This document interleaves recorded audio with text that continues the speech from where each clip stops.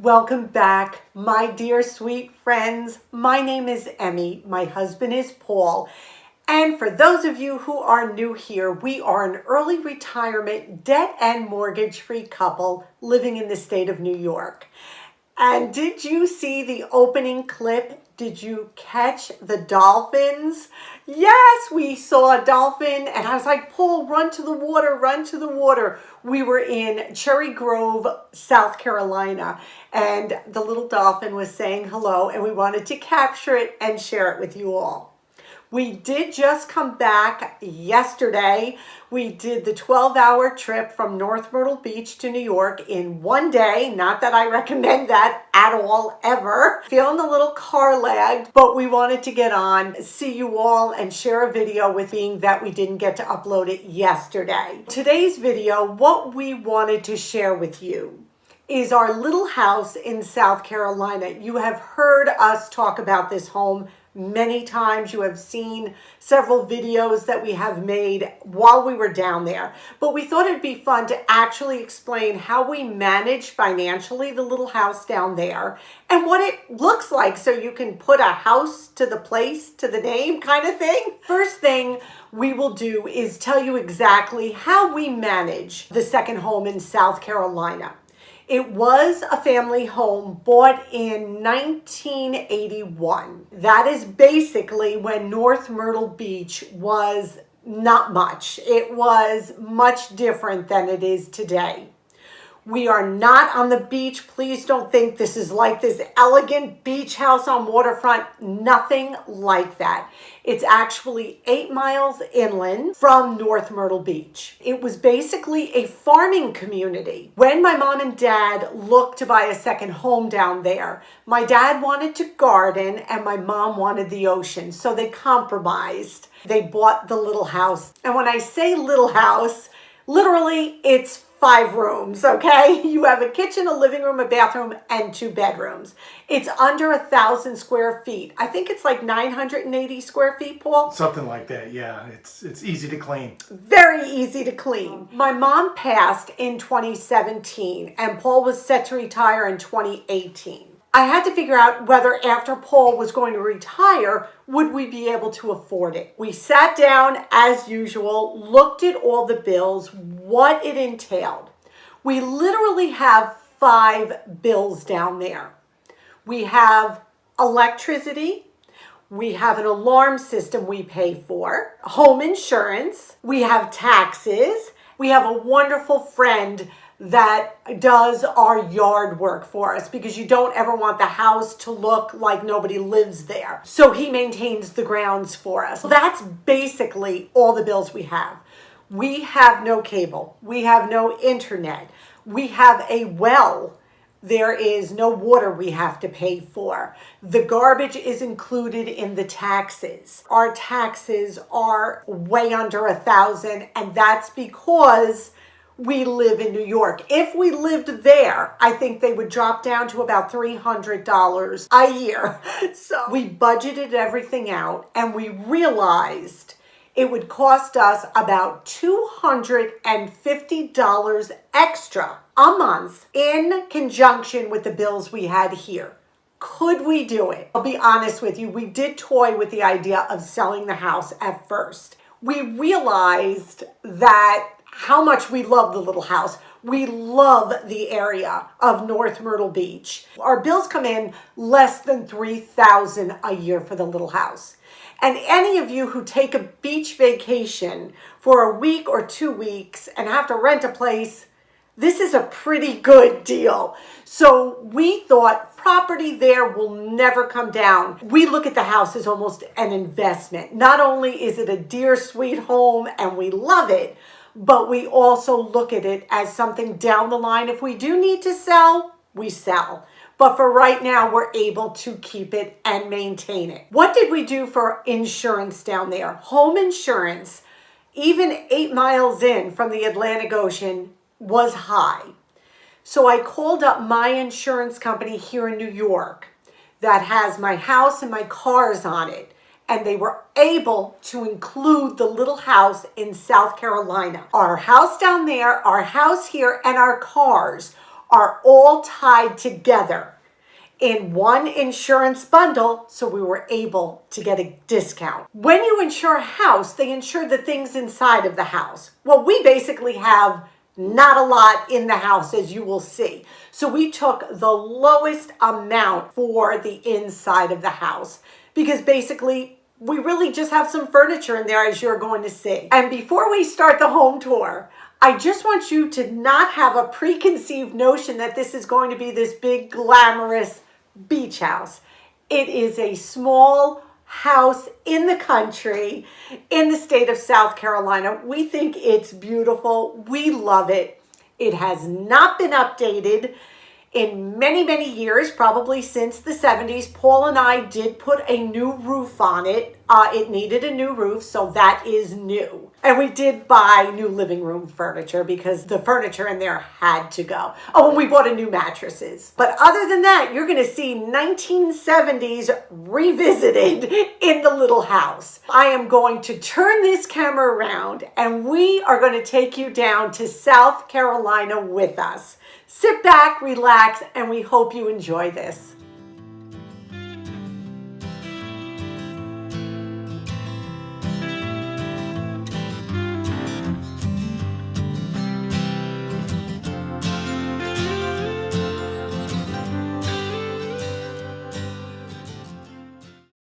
We have an eat-in kitchen. This is a 1970s home, but what I've tried to do is kind of incorporate a color scheme. So there's a lot of yellow, some gray, some black, and just kind of make it cohesive a little bit.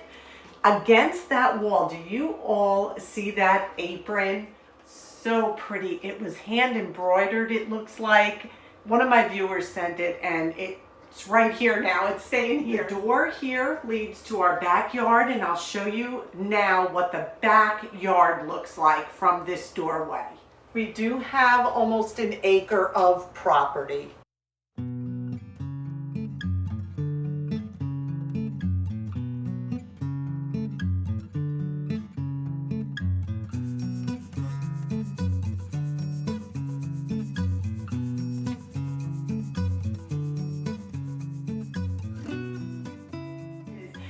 Just kind of like a shabby chic light fixture that we fell in love with, so we put it up in here. It just adds, again, a little bit of fun to the house, a little bit of Paul and I guess you could say. The kitchen set is wrought iron. This is a very old vintage set. I love it. I love it. I love it. It's got the glass tabletop, as you can see, and what we did was we just brightened it up with some yellow cushions and the yellow and gray tablecloth, which needs to be ironed, but don't look at that. Countertops are old-fashioned Formica. Again, we have not updated any of this. It's functional, it's clean. There's the new stove we got, and if you have not seen that video about how we paid $1,500 less for that stove, I'm going to link it down below in the comments section because that really is an amazing story. And then as you come around, we have a little eating area. Now my wish is this wall here. Hopefully when the time is right, we can open this wall up. The living room and the kitchen will be one big area. We have a lot of cabinet space. I have to say the cabinets are plentiful.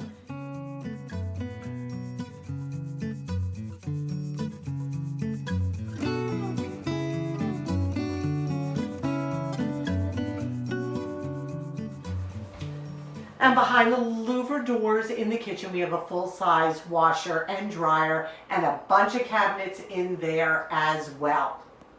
Now we're walking from the kitchen into the living room, and there's Dixie on the furniture.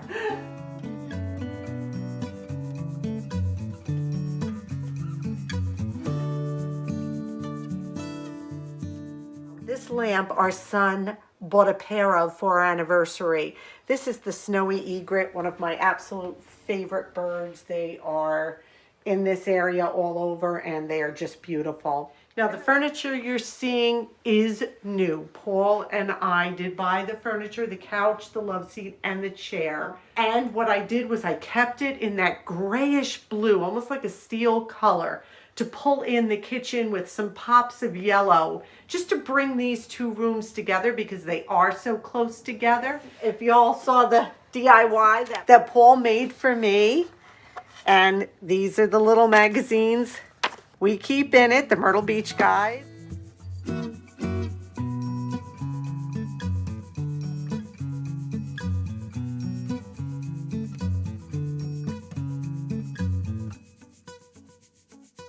And then on this is the main wall behind the TV. We have 4 shell pictures that we picked up at Goodwill. Paul made me this for my birthday one year. I did show it in one of the other videos, but I'm going to touch upon it again.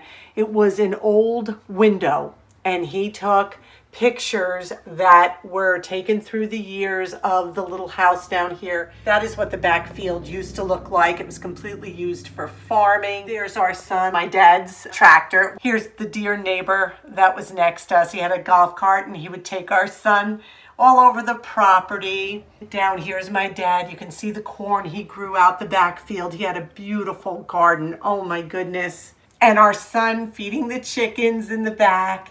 The man in the blue is my dad. The woman in the red is my mom. So this picture is so important to what this house is to me and to Paul now as well. There's the hallway that goes down the hall. And then we have love seats. So we have literally seating for 6 in here very, very comfortably. As you come down the hall from the living room, the first door on your left is the guest bedroom. Nice size room, actually. We're keeping the tropical vibe again with some palm trees and hibiscus flowers on the bedspreads. It is minimally decorated just to keep that airy, beachy kind of feeling. When our son comes down with us to decompress a little bit from working so hard up north, he loves to do beach-themed puzzles. These are just beautiful. And what we do after he's finished is we glue the back. There's 4 different ones here. They're just beautiful. And hopefully we can find some frames for these because these would make a nice addition in this room as well, or anywhere throughout the house. They're beautiful. Against the wall, when you first walk in to the left, we have 2 walk-in closets there, which provide ample storage space for us. As you can see, they're the size of that entire back wall there, and they're deep. You can walk in. So that is great for storage of blankets, pillows, clothes, our suitcases while we're here. It's a nice bright room because the 2 main windows faced east, so you get that sun in the morning, and then the other window faced south, so you get that great sun in the afternoon. Just a cozy room, bright, airy, but really comfortable after a day at the beach. And if we have a couple visit, then the beds go together and it makes, like, you know, a full-size bed or whatever that might be, whatever size the 2 singles put together. At the end of the hall, straight ahead, is the master bedroom. We have taken everything that was on the walls down, and what we are going to do, Dixie, everywhere, every room we go in.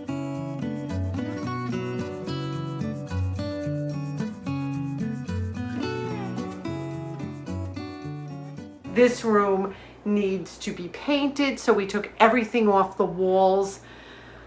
My mom had some real dated, like dried flowers on the wall, stuff like that. And we are looking for things to put on the wall in here. It looks like we're gonna go with like a blue and white theme. Who are these 2 people? And that's our wedding day. Can you see that? Look how young we are.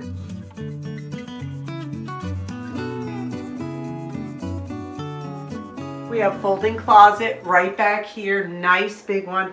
This house has a lot of closet space. And the other thing we're thinking of is the carpet has got to go. We want to put in laminate floors. But again, it's going to be in stages. We'll do a little bit at a time.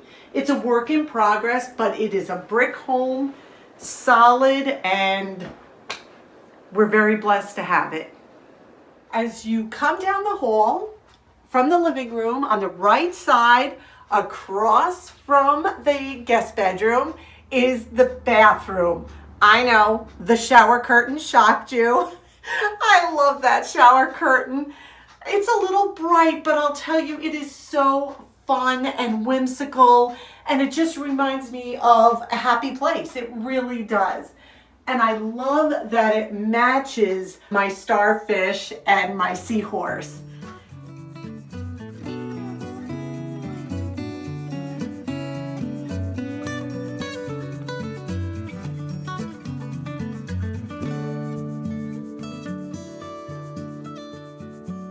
It is just a single sink vanity, but we have lots of storage underneath, as you can see. It needs to be updated, but for right now it works great. It's large, it's perfect, exactly what we need. So there it is. We love that little house. We do have 2 mature pecan trees on the property as well. So that's always neat in October when all the pecans drop that we can gather them. It's just a great area for us. We hope you enjoyed our little frugal house tour. As you can see, it needs a lot of updating, but it is a sturdy brick house and it is not in a flood zone, so we don't have to worry about that. So there are so many pluses with this house. Our question of today is, and I need your input, how would you, at a minimal cost, decorate? What would you do? What would you put on the walls? I know that we have a lot of paneling, and believe me, that is not our first choice. Hopefully, as we go along, we can put up regular painted sheetrock, and that will bring a little bit more cohesive look to the house as well. So what would you all suggest to start with, frugally, little areas that we can decorate, improve on, that's not going to cost us a bunch of money? I think it would be so neat to hear your ideas. I know what our vision is. The first thing is the shag carpet's got to go.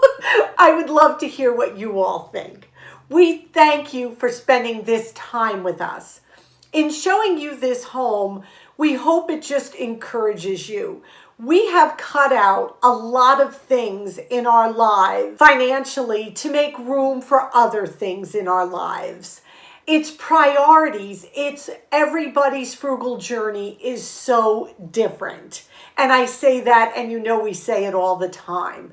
But it is true, especially in a situation like this. Someone else may take that $250 and say, you know what, to me, I don't want the hassle of a house. I want to take that $250 every month, put it towards an overseas vacation maybe, or towards a new car, or whatever it may be that is important to you. This is just our journey that we're sharing with you. We thank you so much for being here with us. Subscribe if you haven't. Please give this a big thumbs up. Don't forget a comment. We appreciate you being part of our family. We have said this for years. You're part of our family. And that's why we come on here and we're pretty transparent. So we ask you to stay safe. We ask you to be well. And above all, we wish you blessings. Until our next video. See you soon.